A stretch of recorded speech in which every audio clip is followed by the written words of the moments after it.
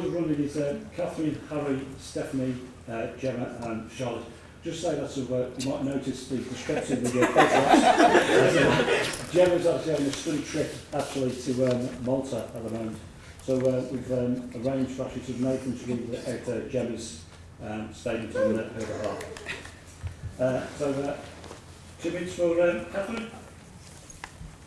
Right, well, you see how fast 2 minutes go, so I thought I'd do a little bit something different. You all can read my manifesto, so I thought you might want to know a little bit more about me. I'm a research student, a postgrad research student, so I'm not on campus all that much, so very few of you will probably have seen me at all. I grew up in the States and came over here on an exchange when I was 19. I was studying physics at the time, but took the opportunity to change my degree to music when I moved over here. I absolutely fell in love with the country and have been here ever since. That was 2001, so if you want to do some quick maths, you can figure out how old I am. I had a bit of a break in between BA and MA. I did my MA in social policy. In between that time, I was a branch secretary for local government Unison at Blackburn Council. We had about 7,000 members and I ran the office there. So I'm experienced with managing a union office, a small union office. I'm experienced with managing volunteers. I also did quite a lot of community development in my hometown at Rishton when I was living up there in East Lancashire, trying to challenge the council about reducing green spaces and saving the green spaces in the town I was living in. So basically, my idea is that I don't think that you're paying $9 grand and you're not getting enough for it. And I want to offer my experience and my skills from union backgrounds to be able to fight for better. There are a lot of people that are passionate about clubs and societies, and I think there's more than enough enthusiasm for that. And what I would be offering is something a little bit different. I'd be focusing on the hard stuff. I'm happy going to committee meetings and standing up to management. I'm experienced with that, and I'd be totally happy doing that. I'm happy and experienced in terms of representing people who have complaints and grievances. And basically what I want to see is a students' union office that's busy. I want people in and out and in and out. I want to have a caseload of people with their problems, and I want to be taking that forward for people. 15 seconds. And yeah, basically the main thing that I maybe throw the hat in the ring at the moment is the idea with the problems with the strikes. And I'm aware there's a lot of miscommunication, a lot of different messages being given to students across different subjects. And that's something that there isn't enough being done about that. And so these are the sorts of issues that I'd really want to be tackling. Thanks.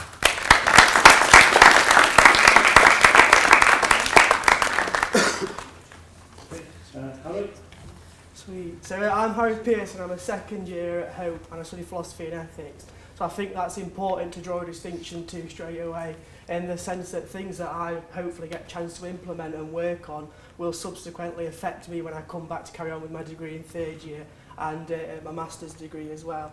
In terms of experience, for the past 2 summers I go and volunteer at a special educational needs camp over in Pennsylvania, and this year I'm taking on the role as senior camp counsellor. So I oversee 6 groups of 12 kids, all with different abilities, different needs, and I'm their point of contact for people at home, any issues that they have pastorally. I'll take you on a quick whistle-stop tour of a few of my main points because we're not going to get a chance to go through them all. So one of my main ones is to create more opportunities for mature commuting and exchange students.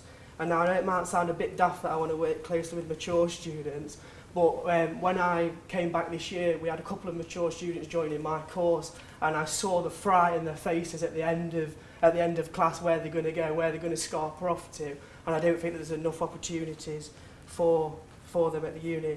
In terms of commuting, I know a few people in my class as well are a bit concerned that they don't get a chance to get involved as much as us that lived on campus. And international and exchange, I had a few international and exchange students on my course, and little things like they didn't even have a bank account set up. So if somebody's parent was having to fly over from California in order to set their bank account up, and I don't think that's right. And also asked them a few views on the SU, and they didn't really know what the SU was there for and what they can actually help them with.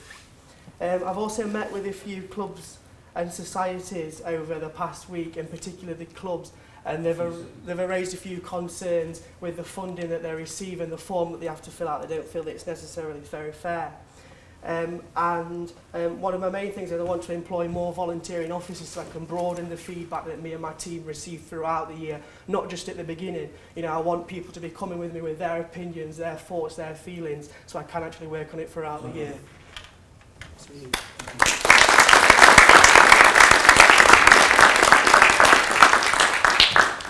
Okay, Stephanie?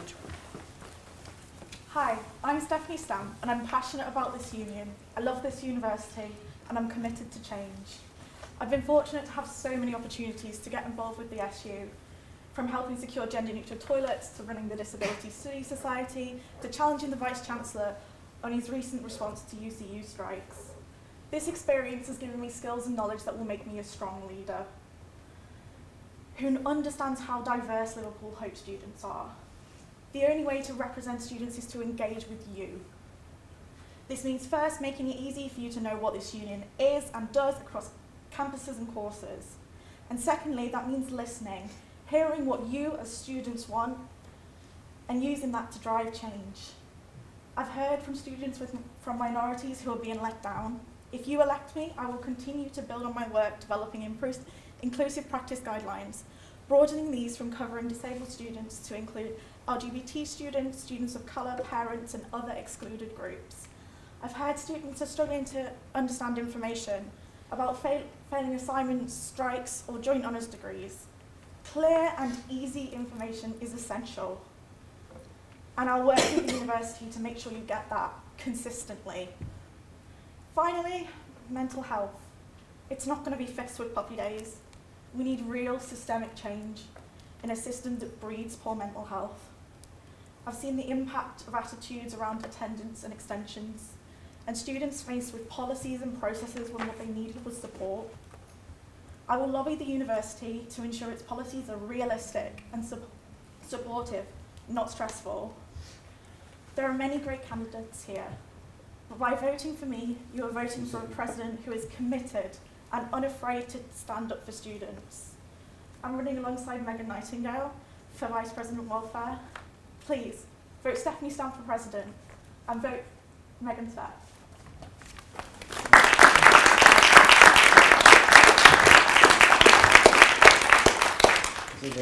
Nathan stroke Gemma. Alright, as we've gathered, I'm not quite Gemma, but she's kindly asked me to step in and she wants to say she sincerely apologises for not being present today, as this is a very important day for herself.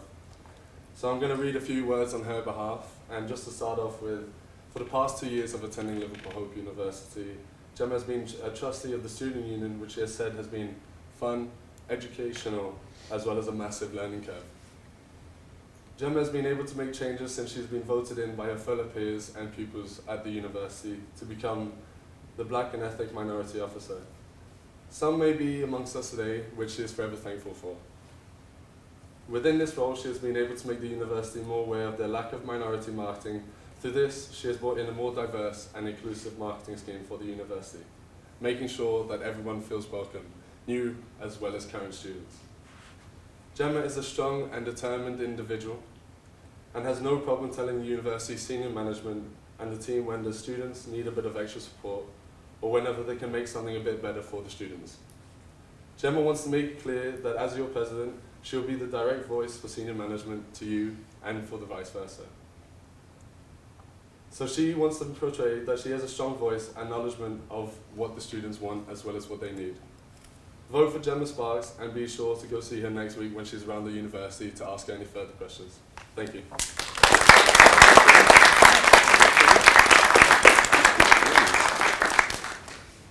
Charlotte. Hi, so I'm Charlotte and I am a third year studying drama and theatre studies, and I am based on the Creative Campus, but during my first year I was actually a combined student and I was split between the two. I really understand the issues facing both campuses. I want to begin my speech by saying that I actually really have enjoyed my time here, but especially in the last year or so, I've become very frustrated with the way that the university treated students, and a lot of that is because I study on Creative Campus and it is completely separate. There's currently a massive disconnect between the two campuses. It's meant to be one cohesive community of students and it just isn't. Creative Campus students feel as though they're neglected, all the opportunities, all the social events and the mental health resources are based here, whereas Hope Park and all the students here are missing out on all the events and the art that is provided by Creative Campus. I believe that a union between the campuses will enrich all aspects of student life, which is why if I'm elected, I will enrol a series of projects that will encourage socialisation, creative enterprise and a deeper sense of community between the two. I have loads of exciting plans and I will not get time to get through them all here, but I definitely want to focus a lot on societies. I've ran a society on Creative Campus for 2 years. We've never gotten a penny or any support from the university other than like speaking to them and stuff, but like it's not a lot and it's not done anything for us. We've been lucky that we've had a very dedicated team and we've been able to grow our society ourselves, but I always look back and think if we'd had training, if we'd had more opportunities for funding, then we could have done so much more in the time we had here. So I have a massive focus on societies and helping them grow. I want equal funding opportunities for all societies. I want training for all members, even if they've already, ran the society for 2 years. I want them to have that opportunity. I have a lot more to say, so I welcome any questions. Please consider voting.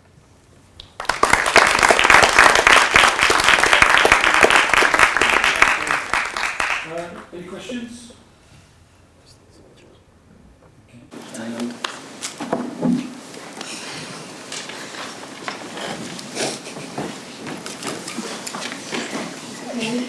I'm a mature student and I was really interested to know that you mentioned mature students. I just wondered if you could expand on that, what your ideas are. So I think my issue with the mature students, and it was proven last week when I had a little chat with a couple on my course, was that there's not really that many suitable places for them to go.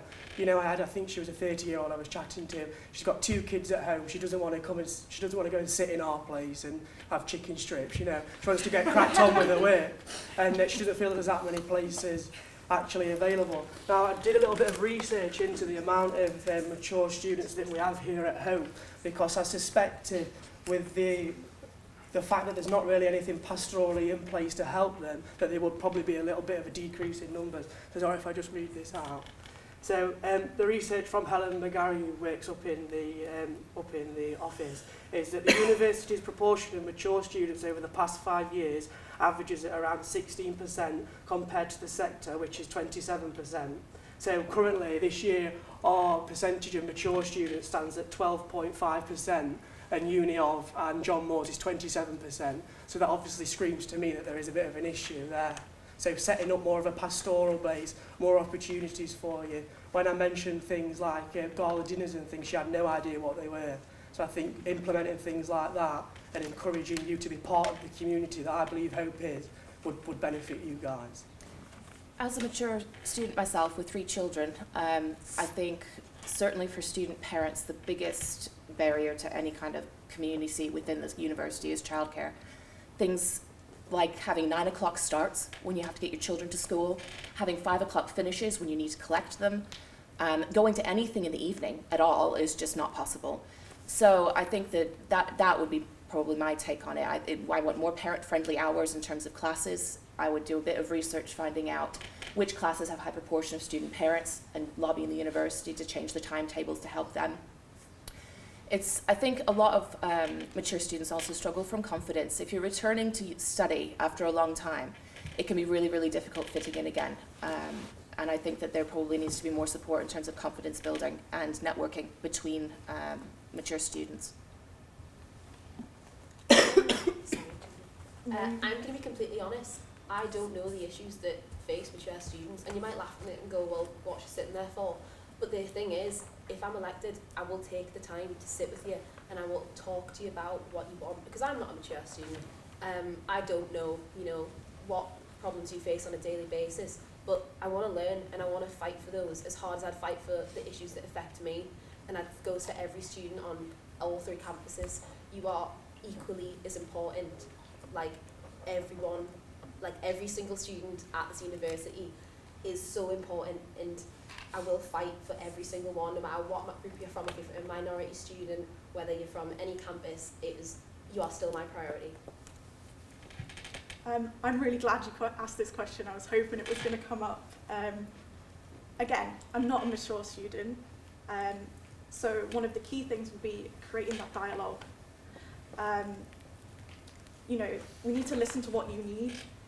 I don't know. I understand that you're a group with issues that are really neglected. I'd second the thing about parents. Students who are parents, awful support in this university. No childcare on campus. So many things are based around the idea that your time is always available. There's such an emphasis on attendance, which when you have kids, it's a lot harder to maintain a high attendance, whether that's because your children are ill sometimes, whether that's because you're trying to rush back to pick them up from school at 3 o'clock. But equally, the fact that you have come from usually a slightly different financial position, you might have a mortgage, already own a home, and the fact that you may have had time away from education and coming back into that is quite an experience. So I acknowledge it as an issue, and I acknowledge that we need to work together to create solutions. If I were to run, I can give you ideas, but I'm going to have the wrong ones because I don't know everything about mature students. So I think it's really important that we find a communication method that works for mature students, because I think a lot of our mechanisms don't always work. You don't always have loads of time to come into union events and chat to us. You don't always have time to stick around for things in the evening or later on in the afternoon. And I think it's important to dedicate the time to mature students. Also, I believe there's been very large amount of points, very good points made here today. On Gemma's behalf, she wanted me to make it very clear, obviously being the black minority officer, she knows what it's like for people to feel like excluded, and she wanted me to make sure that I portrayed that she's looking at every different type of individual that is a student, mature, new, current, whatever it is. She wants to make sure that she will be there, she will be gaining ideas, she will be listening to the students, and she'll be making sure she gets that feedback to best implement different ways that she can then go further forward. Thank you. Was there another question?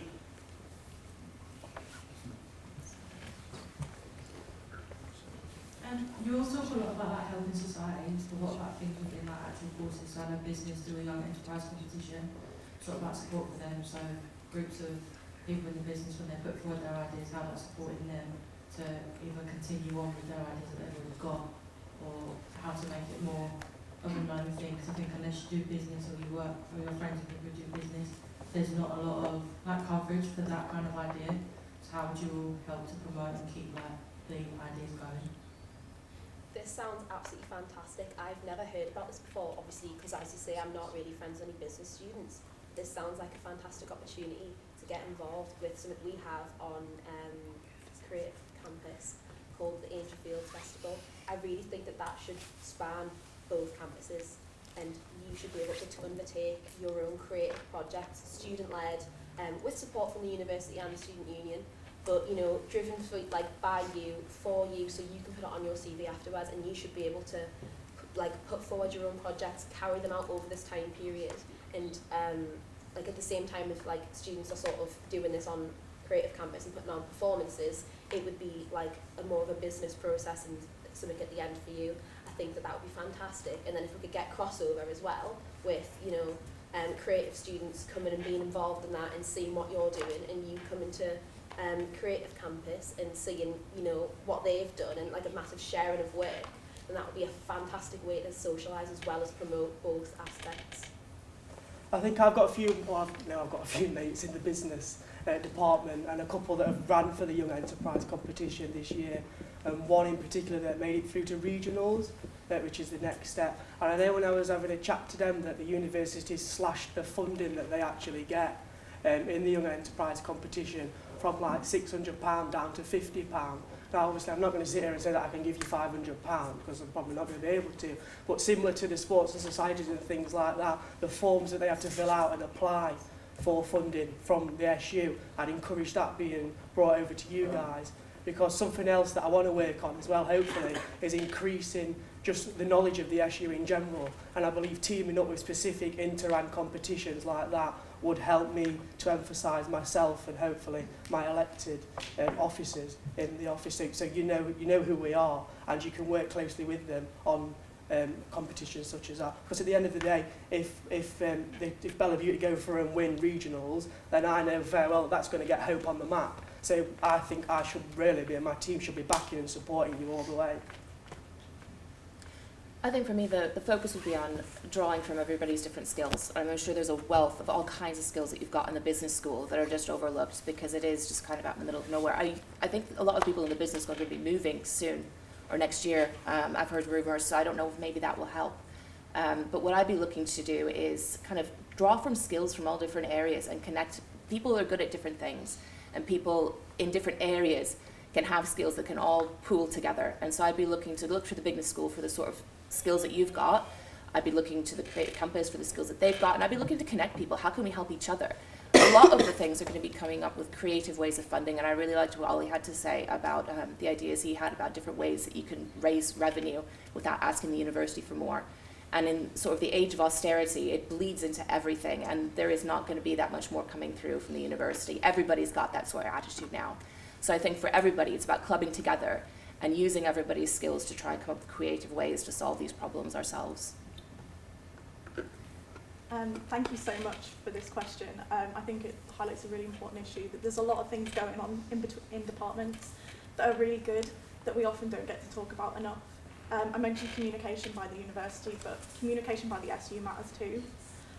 I'd really like to make sure that this is something we can get talking about. You can talk to people in the SU can talk to people so they know what's going on and what you're doing, and you can create links that way. I'm actually going to disagree with Catherine here. I think the university can give more money to students where it needs to. I think one of the things that's really lacking in this university is bursaries and scholarships. You look at other universities and you get bursaries and scholarships and funding after you graduate as well for a whole host of things. Now, surely for people wanting to set up their own business, for people growing, that should be something the university should be encouraging. And I think it's something that's missing here, where it's here in when there's great things coming from that in other institutions. I also think it's something that Gemma feels very fondly with. Obviously, she does tourism management. She's done 2 years. She did the Young Enterprise Scheme. She's got all those connections, and that's something she can help implement. So her communication with the students, as well as it fed back to her, she knows all sorts of contacts within the business school, funding that doesn't have to necessarily come from Hope itself, because we have tutors that actually have partnerships, are directors in certain companies, they have bursaries, they have funding themselves. So for example, we could help direct you where you could pitch your idea. That would be a great spot for you to then be able to start funding yourself. If you get that money, that's a help that how the student union with Gemma as president could then help you try and pitch your idea and then try and get funding for yourself. Okay, any more questions? I've heard recently about a lot of problems on Smith Down Road, so is there anything you do to work with the local council or police, whatever, to try and tackle the problems like that? They have like young girls getting approached by like weird fellas in the middle of the night, stuff like that. Definitely. I went to one of the training days for this where we were talking to council members and they were like very much, obviously we all went, but like she was like saying like that, you know, there can be a partnership there, and that's something that I'm really eager to follow through and, you know, have a good dialogue with, you know, the council so we can sort this sort of stuff out. I also said, and I know this isn't going to solve the problem, but I think this can really help people feel safer, I want to implement some self-defence sessions available on both campuses. And I know that that won't, you know, it's not going to stop the person coming up to them. We do need things like working with the police for that, but it can make people feel safer, knowing that if the worst did happen, they would sort of know what to do. And that's something I really feel quite passionate about, because I sympathise with that feeling of feeling unsafe. I was actually visiting the Royal Navy yesterday on the battleship, and there was a few police officers there. So I went over and had a little chat to them, all business this time, surprise or not. And my girlfriend lives on Smithdown, so first-handedly I know, like, I don't want her walking back after a night out, I don't want her catching the bus. So it's a problem that needs tackling, and I think self-defence is good. But if there's a great big man stood behind my 5-foot girlfriend, she's got no chance unless she gives him a little nab. So I've actually spoken to DCI Mike Bond on the matter, and we are working on increasing the amount of patrolling officers, in particular more students, are about on the Smithdown area. So elected or not, that is something that I will be working on, because that's not something that I'm willing to just let slip. But I can promise you that is being worked on. With regards to working with councillors, it's something that I was very involved in my local community politics back home. So it's something I have experience with, and I'm really keen to work with local councillors and local organisations. With regards to sort of sexual violence and personal safety, it's something we don't talk about enough. It's something that's not addressed very well in this university. And that's not to say that people have a responsibility for keeping themselves safe, but I think it's important to look at things like bystander training to see how we can create a community around Smithdown that does keep people safe, and I think that's something that needs to involve a lot of students, and probably also needs to involve working with the other universities, as well as with external organisations. I think there's a particular problem in this area. I take it that it's an area that a lot of students live around. Is that, yeah. I mean, that's obviously going to have a huge student impact, and that should be a focus of all kinds of stuff. I mean, you can talk to the local councillors, you can talk to the local police, you can look at additional lighting. I mean, there's all kinds of stuff that you can look at through the council. I've not actually walked down there myself, because I don't, is it near your campus accommodation? No, it's like, sort of. about like a 10-minute bus ride away. Right, it's predominantly student, like if you ask somebody. Right, so it's people living off campus that are usually there. Yeah. Right, yeah.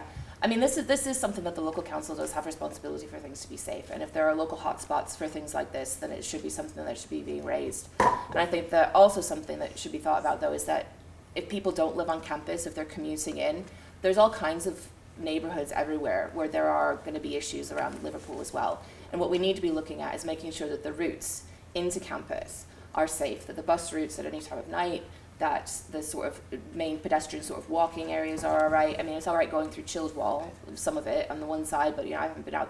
Do you see what I mean? So it's something that it's going to be probably a little bit of a more difficult thing to tackle, but it is something that the council and the local police should be taking a much more active role in, and that's something that we need to pursue and advocate with them for, I think. Okay, we've got time for one more question. Any more questions? If not, I do have actually one submitted question to Transform to cover.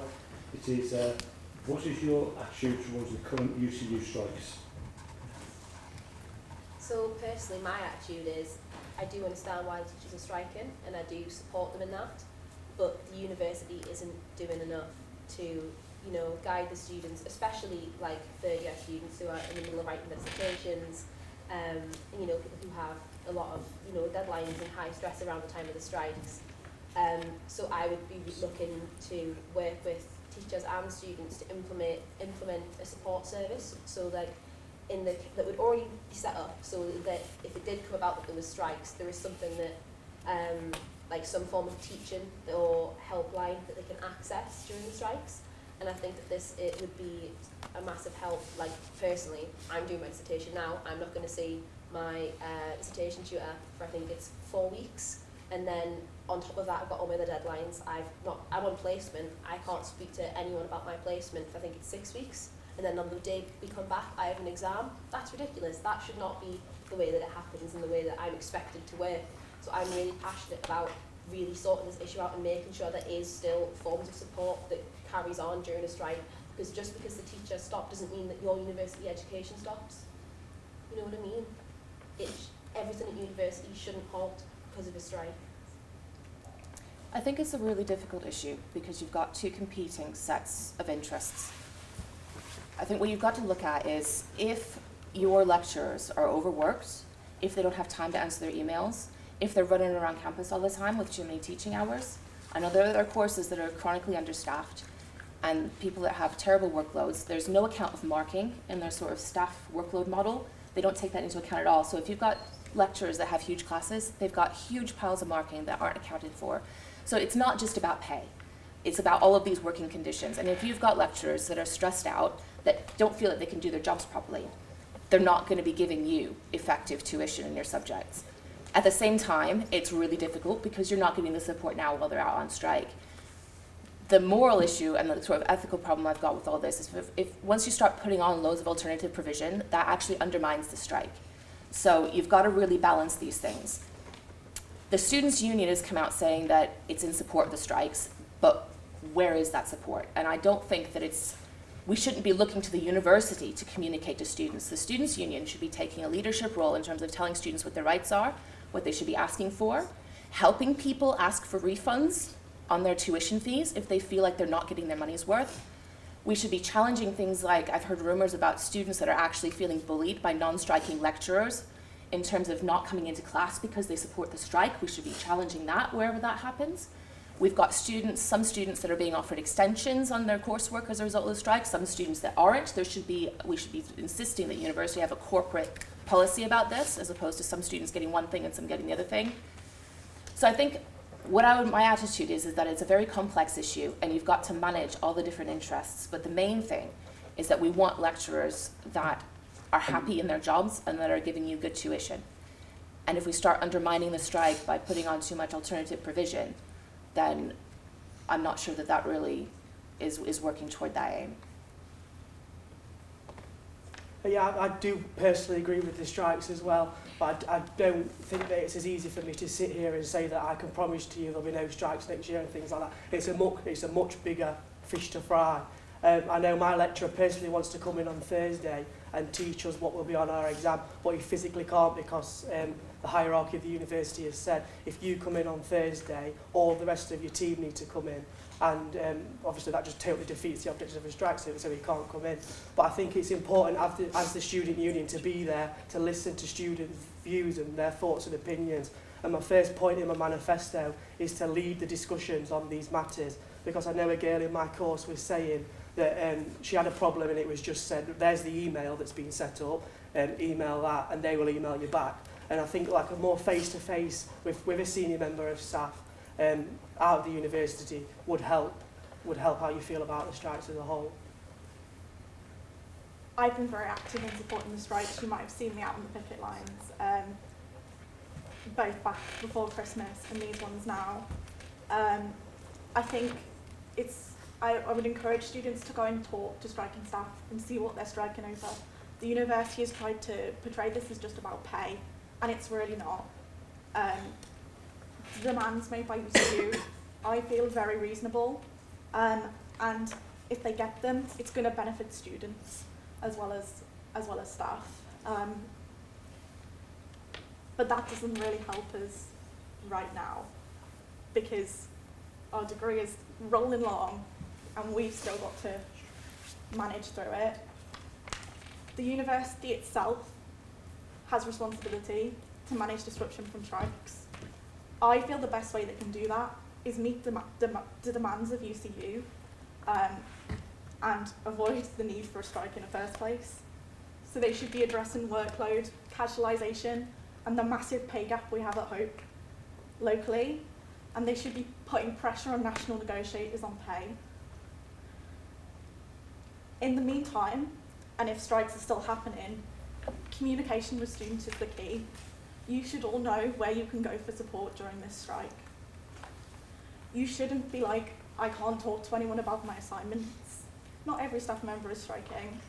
We need to be making sure that what remains is used to support students. And we need to be communicating in plenty of time, consistently, and fairly. Can I ask a question just before we carry on? You've all said going to other members of staff for help. I study media and film. We have software that we use that politics lecturers are not going to know how to use, so how will you implement that for, say, drama or media or film that can't go to other lecturers? I agree with you there. All of my lecturers are striking. I won't have any support, and it's a fantastic point, and I do agree with you. But I think there needs to be something else, and I don't think that the SU and the university putting on provisions for students during strikes will undermine the strikes. I think that the student union can wholeheartedly support the strikes. They can go out and join members on the picket line, and they can, show their support in other ways, but they can help the students that have paid to come and be here. and they can do other things, and that's why I think union between students and teachers and this agreement and this support service that I plan on putting in will be the way forward. Okay, that's about it. Thanks for actually sort of attending. I see sort of Brian's commented sort of video of this, so that should be uploaded onto Student Union website by the end of the week, just in time for everybody to vote next week. So remember to vote and encourage all your people to vote. The more people vote, the stronger the student voice. Thanks for that.